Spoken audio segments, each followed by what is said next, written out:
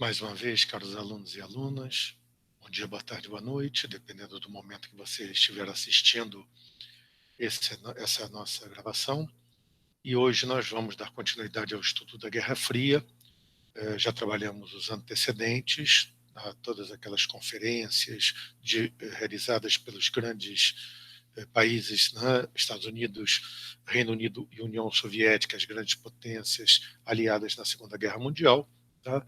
E hoje nós começaremos efetivamente a entrar no período da Guerra Fria propriamente dita. Vou partilhar a minha tela com vocês, como sempre fazemos, para poder apresentar o nosso PowerPoint. Então, Primeira Guerra Fria, 1946-1956, Guerra Fria, marca das relações internacionais entre 1946 e 1989-91, portanto, praticamente toda a segunda metade do século XX. Ora, a primeira coisa que nós devemos trabalhar é exatamente essa questão da cronologia. É claro que a cronologia, a escolha das datas como marcos, ela é referenciada à visão que cada analista tem sobre o assunto. Perfeito? Então, eu particularmente coloco o ano de 46, e vou explicar, lógico, no decorrer da aula, porque considero que o início da Guerra Fria é o discurso de Fulton, feito por Winston Churchill nos Estados Unidos em março de 1946. Tá? Outros autores consideram, por exemplo, que já é o ano de 45, com a bomba em Hiroshima, que teria como significado político uma advertência aos soviéticos por parte do governo norte-americano. Temos uma arma com um poder de destruição gigantesco que vocês não têm, freiem as suas ameaças. Tá? Por outro lado, alguns autores consideram 1947, a doutrina Truman, quando o presidente dos Estados Unidos estabelece uma doutrina clara de contenção do expansionismo soviético, como era colocado à época. Outros consideram que é 48 o episódio do chamado golpe de Praga, que teria demonstrado claramente a impossibilidade da convivência entre os dois sistemas, capitalista e socialista. 89 a 91, como marco do final desse processo. 89 é a queda, a derrubada do Muro de Berlim, isso em novembro de 89, e 91 seria o desmantelamento da União Soviética em dezembro de 91. Então, esses marcos, todos são válidos, desde que você justifique com clareza por que você escolheu ou um ou outro. Perfeito? Etapas da Guerra Fria, trabalhamos sempre, e as bancas de vestibular também, com 4 etapas. Repito que as datas de corte dessas etapas, evidentemente, têm a ver com a visão do analista. Então, Primeira Guerra Fria, coexistência pacífica, distensão ou detan, e Segunda Guerra Fria seriam os nomes dados pelos autores, pelos analistas em geral, a essas 4 etapas. Nós começaremos, evidentemente, trabalhando a Primeira Guerra Fria.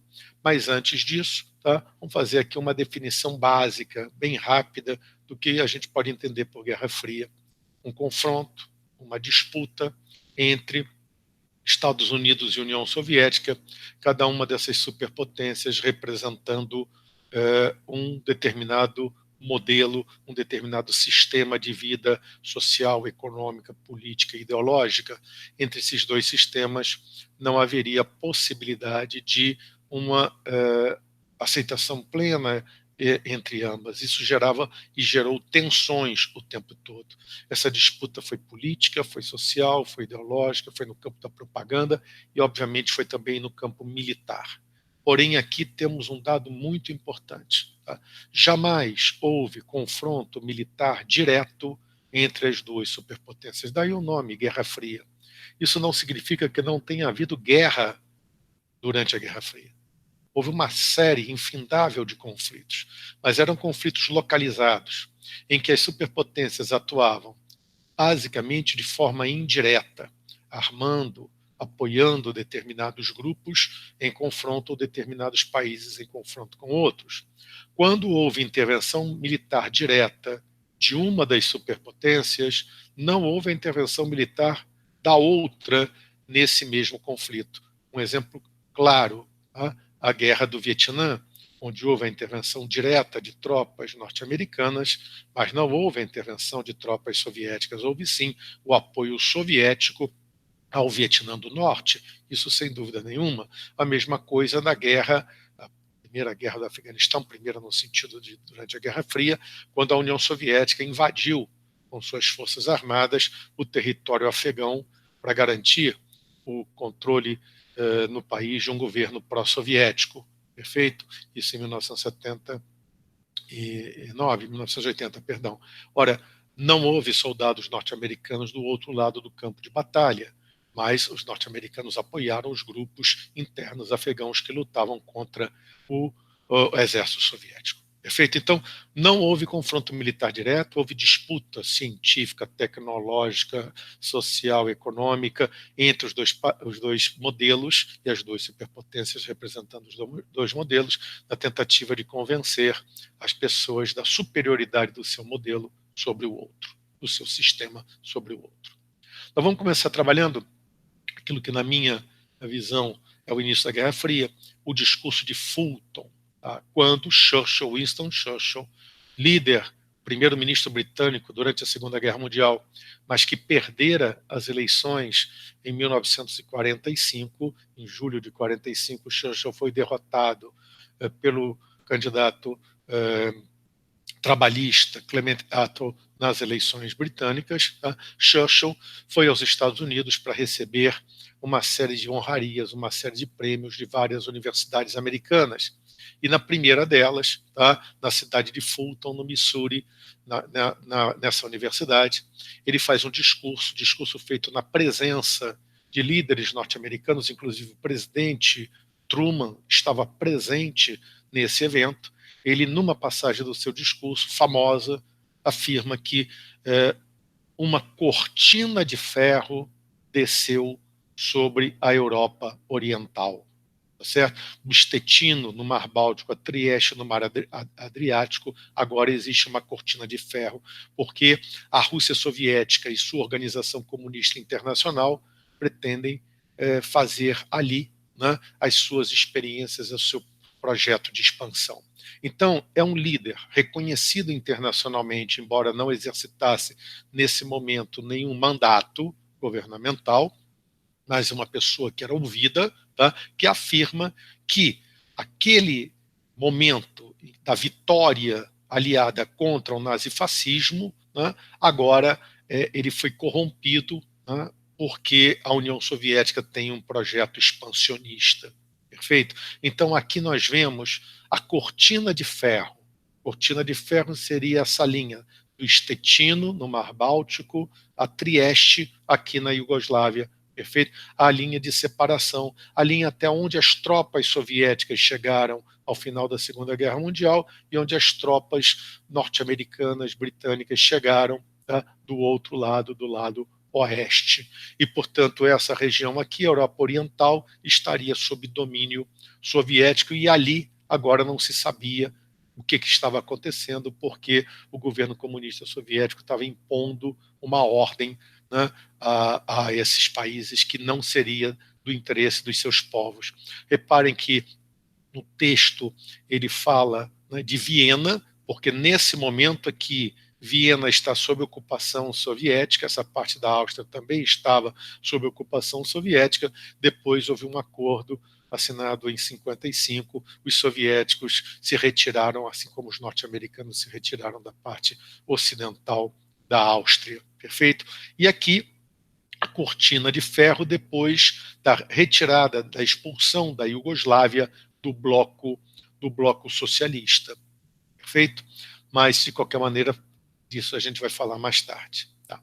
Aqui nós temos que esse momento é marcado pelo que a gente denomina de maniqueísmo, certo? A luta do bem contra o mal. Os dois lados consideram que o seu lado é o bem e o outro lado é a representação do mal, e entre o bem e o mal não há possibilidade de acordo. Logo, as duas superpotências se propõem a formar blocos de poder. O que significa? A ideia de bloco é a ideia do monolito, que os países que aderirem ao bloco capitalista se aceitarão a liderança norte-americana e, em política externa, seguirão, né, completamente os desígnios dos Estados Unidos. Da mesma forma, os países que compuserem o bloco socialista terão que seguir o modelo soviético e a liderança soviética na sua política externa, nas suas relações com os demais países. Ou você está do meu lado, ou você está do outro. Esse é o projeto das duas superpotências. Feito? Isso nasce da chamada política de contenção elaborada pelos Estados Unidos a partir de 1946 e explicitada a partir da doutrina Truman. Aqui nós temos alguns elementos do discurso de contenção, da política de contenção. Ela foi elaborada a partir de um longo telegrama escrito por um diplomata norte-americano em Moscou, George Kennan, tá, que afirmava que ele era um especialista em história soviética, russa, e ele afirmava que desde a formação do Grão-Ducado de Moscou, lá no século XIV, a elite russa tem projetos expansionistas. A Rússia sempre viveu de projetos expansionistas. E que agora o comunismo que existe na União Soviética, ele é um herdeiro dos czares russos e, portanto, também mantém o projeto expansionista. E diante desse projeto expansionista, certo, o que os Estados Unidos devem elaborar é uma política de contenção. Então, o governo norte-americano, a partir do longo telegrama, a partir desse relatório elaborado pelo conselheiro especial da presidência Clark Clifford, e que foi aceito pelo presidente Harry Truman, para a elaboração da doutrina Truman, a tese é a União Soviética tem um projeto de expansão. Do lado soviético, e vamos relembrar que existe uma disparidade no início da Guerra Fria muito clara. Os Estados Unidos eram uma potência militar, aliás, já eram uma superpotência porque tinham arma atômica, e eram uma superpotência econômica. Os Estados Unidos saem da guerra como a principal potência mundial no campo econômico. Cerca de 60% do comércio mundial de produtos industrializados era feito com produtos norte-americanos. Por outro lado, a União Soviética saiu da guerra como potência militar, ainda não uma superpotência, embora tivesse um exército fortíssimo, não tinha arma atômica, só vai conseguir em 1949 atingir esse desenvolvimento tecnológico militar, e a União Soviética estava destruída economicamente, certo? Os ataques, a permanência do exército alemão, o grau de destruição feito pelo exército alemão em território soviético na Segunda Guerra Mundial fora imenso, cerca de 22 milhões de mortos soviéticos na guerra.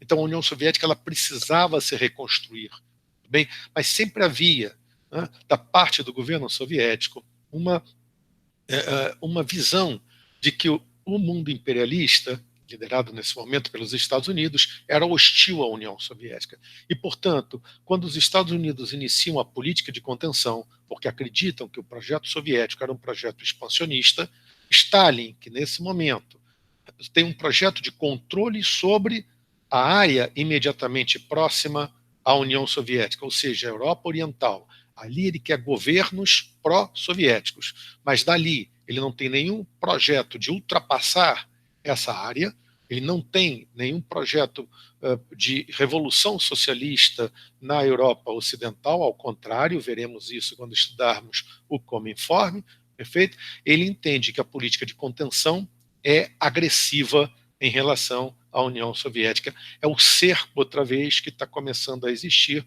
por parte dos países imperialistas. Então, eu posso propor a vocês uma reflexão. A Guerra Fria nasce dessa afirmativa dos dois lados, que o outro lado tem propósitos agressivos e que, portanto, diante dos propósitos agressivos, eu tenho que me defender. Só que cada vez que eu tomo uma atitude de defesa, o outro lado só vê confirmada a sua tese de que o projeto daquele outro era agressivo. Então, fazendo aqui uma metáfora bastante bobinha, tá? Se os Estados Unidos sobem um muro para conter a expansão soviética, a União Soviética sobe um muro mais alto para, né, evitar o que ele considera que é uma política agressiva norte-americana.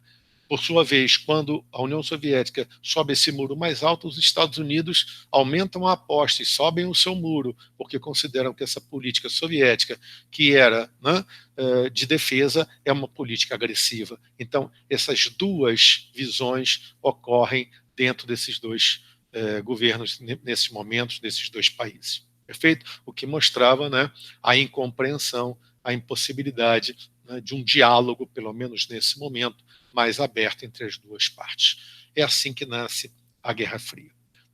No nosso próximo encontro, então, tá? Eu continuarei trabalhando essa primeira etapa da Guerra Fria com vocês. Espero que tudo esteja bem e logo, logo nos reencontraremos. Um abraço.